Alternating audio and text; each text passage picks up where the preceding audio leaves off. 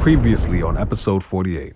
I asked that on job interviews. So, what is one non-negotiable quality, but for believers that you're trying to date, somebody you're interested in dating? What is one non-negotiable quality that you believe we should all? You're listening to Good Reporters Podcast, encouraging you to use your platform and spread the gospel of Jesus Christ, because good reporters bring good news. What is one non-negotiable quality that you believe we should all stay away from?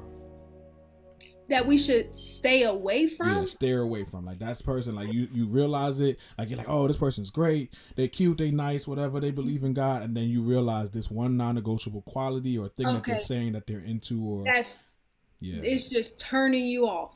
And you're just like, you probably shouldn't go, if you're trying to live a Christian life and follow God and walk in purpose, you probably shouldn't go there. Oh, I think what pops up in my mind immediately is a person trying to get you to lose your sanctification with God. And so when it comes to sexual things, I'm big on sexual things. I'm called to speak to women about sexual relations and waiting, that process of waiting. So I think the non-negotiable is if they're leading you into deliberate sin, where you're sinning against your own body, we were bought for a price, it is a no. So if that person is leading you into sin where, like I said, if they keep you where you're constantly on your knees repenting and crying and sobbing because you keep on sinning and sinning because of this person who is now in your life, oh no, you got to cut it off. Because when it comes to sexual things, I weigh them. People like to say it's no different than any other sin, like bad attitude when it comes to characteristics versus sexual things. And what people don't understand is that when it comes to sexual things, your life tanks faster because you're sinning against your own self. You're attaching yourself with other people who has baggage, and now that baggage becomes yours and you're one with this person. And it's like, to avoid all of that, we got to get away from that. And scripture that I want to point out is Revelations 3:11. And Jesus said, behold, I am coming quickly.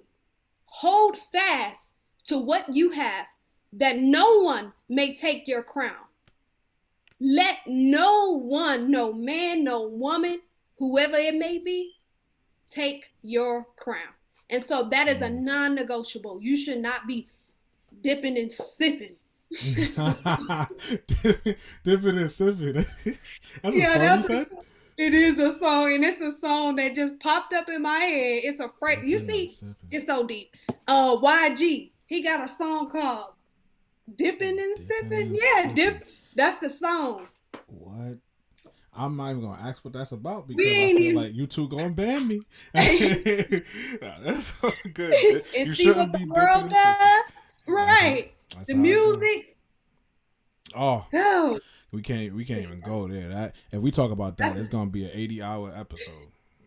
That's a whole nother topic.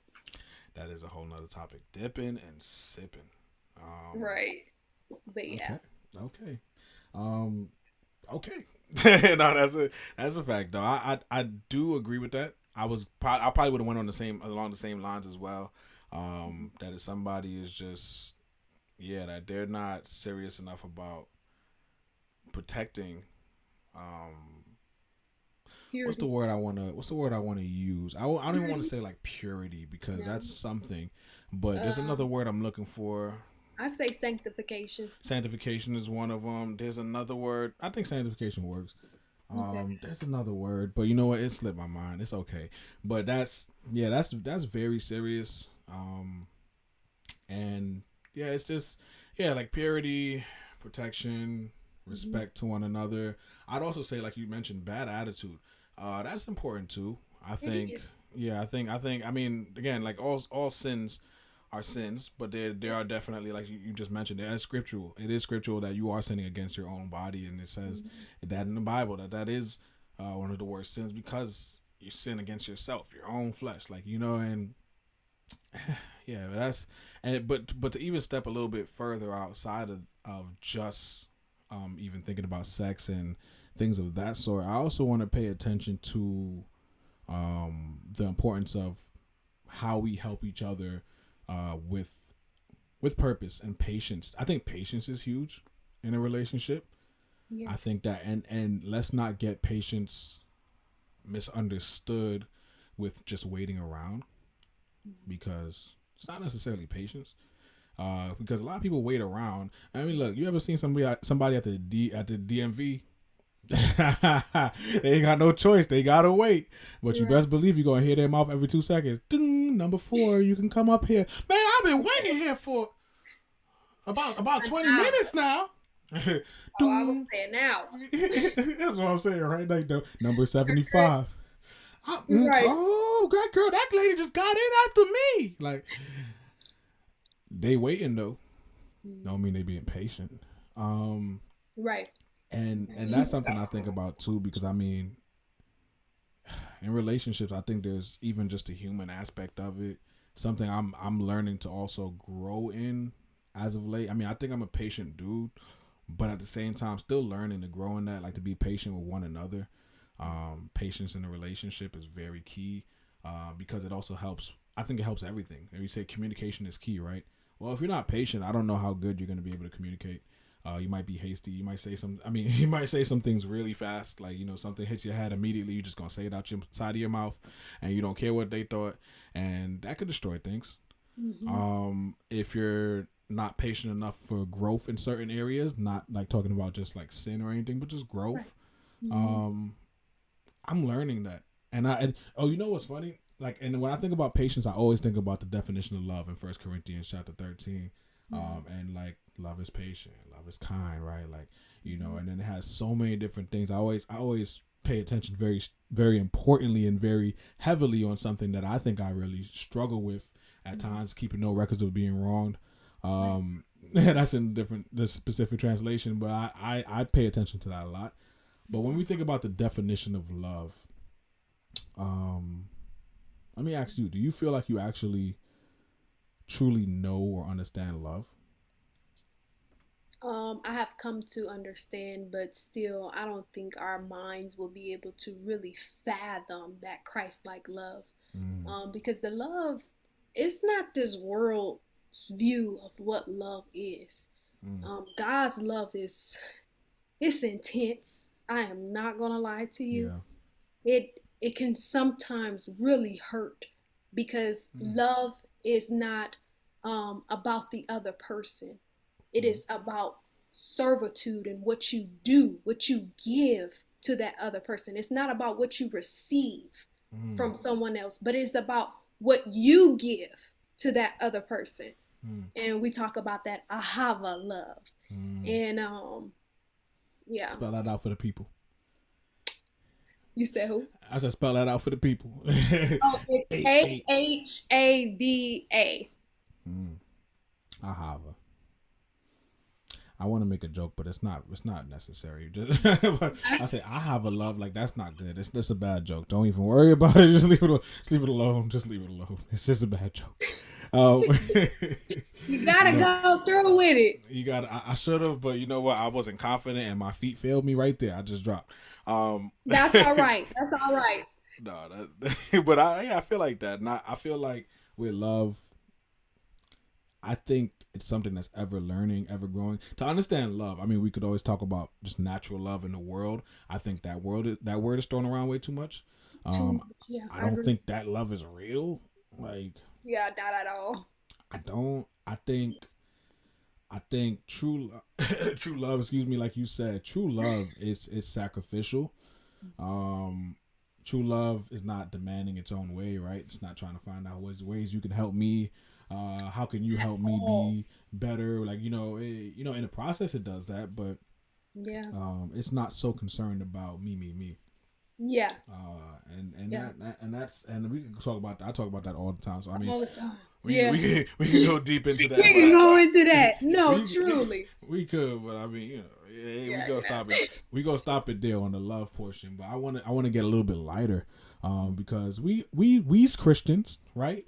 Right. We are believers, and I think just as believers, as normal as it is for us to go through dating processes, I still think about this. I watch so many Christian Christian dating. I watch so many like romance movies. Period. There's romance movies, not Christian, just romance movies. And I feel like in a lot of those romance movies, there's always that crazy scene where that girl runs into that one weird dude, and he's just like hi, and like he don't look like nothing he looked like in his Tinder picture, or not, maybe not Tinder, Christian Mingle picture, and he comes in, he just smelling her hair. You know what I mean? And she's just like, oh no, Okay. hi. He's like, God, Right. like, and it's just weird. Yeah. Have Very you, much so. have you ever had a weird Christian or just dating story like that? No, I don't think so. I'm boring. Sorry. Ah, I don't have one, but do you? no. That's the crazy part. Is that you know what's funny? I feel like, I mean, this is probably just me. I don't know, but I feel like I haven't been on a lot of dates. Me That's too. funny to say. Like I feel like don't get it wrong. I've talked to people and got to know them, but I don't know that I feel like or maybe when we would hang out, I wouldn't even think of it as a date per se. Like we would hang out. So I don't know. Maybe my idea of date kind of is messed up. But I don't feel like I I don't think go on so like too. dating sites or anything like that. So I've never met Yeah. somebody I didn't really know. I'm also really weird about how I am with people, so I Right. can't say I like just like yo didn't know this person, never FaceTime them, and then they popped up and it wasn't that person, and then I had to sit through that. However, Hmm. I think if that ever did happen to me, it'd be a movie. Hey, It'd it be a might movie. might just be. You never know. But It'd nah, be a that movie. it ain't my style. Yeah, it's just not who I am. And I mean, if you like, first off, anybody watching this, if you have a crazy story like that, please share it with us. I really want to hear it. Do Like, I just so. want to hear it. I Comment really section below, comment please section. do. Put it there. I want to hear it. I want to hear it because there's some weird things that goes on out there, even in the Christian dating world, for real. Truly. Oh, but yeah, like and so this is something I actually thought about. I had this dream the other day, and this is for like just as a man, a Christian man, Mhm. um, and I had this dream, and it was a weird dream, because again, like I said, I'm in a relationship. Hello, and in this dream, it was like I'm in this spot, and I'm with my girlfriend or a person that I just feel the connection as my girlfriend, but I can't. There's no face. It's just a person. It's just a body, a human being. We're sitting in a classroom, and we're like just talking, and we're like, just hugging each other. And I felt like it got a bit lustful in that sense, where it was just like more, kissing and all that stuff. And I'm just like what's happening? Like what's up with this dream? But in a weird way, in this dream, and I know what the enemy was trying to do here now. In this dream, in a weird way, I felt comfort because I was being aggressive, or I was being just this man, right? And I think it was weird because I woke up and I was like, huh. I was confident. I just felt good. I felt like a confident man. But what was going on had nothing to do with relationship with God, and I just don't think it was godly, and it's not something I should have ever felt good about. Right. But waking up, I felt confident in myself, like and I was just hugging her, like hugging her, like just like a man should hug a person, like, and it's weird, but like but when I woke up, I was just like, that was a weird dream. I didn't quite understand it. It wasn't like I had to, but like when I thought about it, I was like, there's something about, like, it made me think about it. That's why I'm bringing it up. There's something about men in the world that I feel like we're supposed to be, that kind of guy. But then when you're a Christian, Yeah. it's like you're supposed to be still super confident, or still be some sort of, but it's a little bit different because it's like, oh, how can you do that when I'm not showing a girl that I will pick her up and hug her, like, like a, they, without saying, oh, that's a little too close for me. That's a little lustful, that hug I just gave you. Like, how do I go about, like, I'm not asking you this, but I'm saying this out loud. Yeah. Like, how do I, as a man, go ahead and say, come here, girl, and be aggressive and cute, but at the same time be respectful of these boundaries? Right. I remember that dream like it was yesterday. It was literally 2 days ago, but I remember it like it was yesterday, and it made me think about that. And honestly, I'm just saying it because I still have kind of questions for that, and I still want to be able to get a man's perspective on that as well. Like, how do we how do we go about still being intimate, and showing that there's love there, showing that we're confident in you, showing that we really care about you, but still being respectful of boundaries, lust, and all that stuff. And as men, that's just, I don't even know how there's an answer to that, but I just kind of said that out loud. What do you think? I mean, as a woman, what's coming to my mind is passionately gentle or something. I don't know what. Like rub her hand, like you can have passion, but yet still gentle. Gentle passion. Yeah. Understandable. What does gentle passion look like? Give me an example, because I just want to understand. Where you gave an example in your dream, like how you wanted to be a little macho, it's the aggressiveness. Like you can just be like, babe, come here, just hug her. Babe. Still yet be a little aggressive and gentle. Like so the aggressiveness can be said to be the passion part. But it doesn't have to be so aggressive to where it's like, yo, chill, you're doing too much. Yeah, you do. You know what I mean? So, yeah. Yeah, that's something I think about. 'Cause I think I go, and I don't know if anybody could really resonate with this as a man, as a leader. I think I go so far sometimes to the opposite side, where it's just like, come here, girl, give me your pinky five. Like, you know what I mean? I'm joking. I don't do pinky fives. That's weird. But like, I just, like, I go so, I'm trying to make sure, in a sense, that I'm not getting so close to the fire that sometimes it's a little bit too much. You understand? And it's like, and I think that's what that dream was doing to me. But when it happened, it was like I felt like the enemy was trying to go so hard. Like, you want to be a man about it, you gotta, like, And I'm like, that's just not it.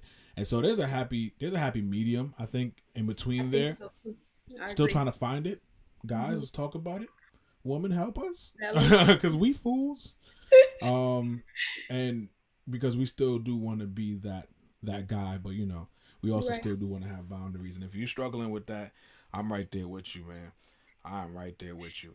Ayla, I have a question for you. Okay. Shoot. As they would say. Shoot, right? Okay. So on a scale from 1 to 10, have you ever been scammed on Cash App before? Ooh. I don't think Cash App, but I was almost scammed before. So scale 1 to 10. No, not Cash App, but it was funny. I was watching one of your videos, and I heard you talk about getting scammed before. Was it Cash App? I think you said Cash App. So that's why I was like. That's why I was like, let me see if I ask her, and she gonna be like, "Huh, he know that." I do my research. Okay, good reporters. We do our research. And they was gonna send money to the Cash App, right? So I'm like, it didn't sound so bad. It didn't. It may have been Cash App, but it was pushing. And you know how they got me with God is dope T-shirts. I said. Oh gosh. I said, you know what? They would get me with the Christian clothing wear, okay? I bring that up to say this. Just because everything look good don't mean it is good. Bars. Just talk about that. Come on. Just because everything look good, just because they got a God tag on it, don't mean it's real. Yeah, hear me. Okay. Yeah, hear me. True. Ayla. Ayla. I want to leave you with a couple remarks. I want you to leave us with a couple remarks. If there's anything final that you would like to say to the women, to the men, to the Christians out there. Well, I'm to the women audience, and I love the ladies. So, I guess I can just say one final thing is to remember to build your spirit of discernment, and to not be so quick to go off of the signs and everything that seems to be piecing together as to why a man might be the one, and because of the signs, you know what I mean? But actually apply the word of God. Actually look to the word of God to see if that man of God is aligning with what God is saying, and that being the fruits of the spirit. And just remember to be discerning, woman of God. We can pick up a lot of things off of just interaction alone, conversation. The Bible tells us that whatsoever man thinketh, so is he. So by his conversation, what is he speaking as to what you're going to know what he's thinking about? So discernment, pray for discernment so that you can get out of things much faster and not have to drag these relationships on and waste time. We don't want to waste time because time is essential. Right. Our time matters. And so those are my final words for the ladies. Also, I do have a book out. It's called Identity in Christ, and I would love for you all to check it out on our ministry website at theaylalynn.com. And do check out my YouTube channel at Ayla Lynn, and Instagram. Do the follow the Ayla Lynn, and yeah. Lit. Y'all know where to find her, man. Y'all know where to find her. And I found when I found out about your book, I was today years old, so I'm gonna have to get the book. You said your audience is for women, but I'm gonna read it. Well, the first book is actually, it was general before the Lord told me that I need to specify my audience to the women audience. So at first it was just general, so Identity in Christ is actually for everybody. Heard you. I like that. So I'm gonna look into it. I'm sure it's gonna be great, and definitely get you guys a copy of that. Ayla, before we go, you know what this segment is? What's the second one? You know what this segment is? Oh, the segment. What is it? This is Christian dad jokes. Dad jokes. It. All right. Brought to you by Good Reporters. And it's you, Ayla. She said me. Wait, no, I said the Ayla. I want to say me. Brought to you by Good Reporters and Ayla Lynn. Now, Ayla Lynn, I must say this. I did not get a Christian dad joke today. How dare I? But don't be too sad, because what I like to do sometimes is go through Christian dad jokes with people. Oh, wow. And so you guys get to hear me. Now, you're going to hear the jokes, because if it's whack, I'm not saying it. But you are going to hear me start saying some. I start thinking about some right now. So I'm thinking of a couple. Okay. I don't like that one. What? Yeah, there's some bad ones here. You got any Christian? You know what's funny? My boy Glenn. I just shot an episode with him, and I asked him, and why after we got off the phone, he definitely told me a bunch of Christian dad jokes and just dad jokes as a whole. All right, I'm gonna give you this one, and I'm gonna find a Christian dad joke too. Okay. But I'm gonna give you this one that he gave me. All right, you ready? I'm ready. Nah, I'm gonna have to ask his permission to know if I can use this in the episode. So if y'all see it in the episode, y'all know he told me I could use it. All right, you ready? I'm ready. All right. So Amanda lost both of her arms in a car accident. Mm-hmm. Yeah. Yep. Yeah. It went over my head. Let me think. Nah, I mean, no, that's the joke. But anyway, knock knock. That is so lame. Knock knock. Who's there? Not Amanda.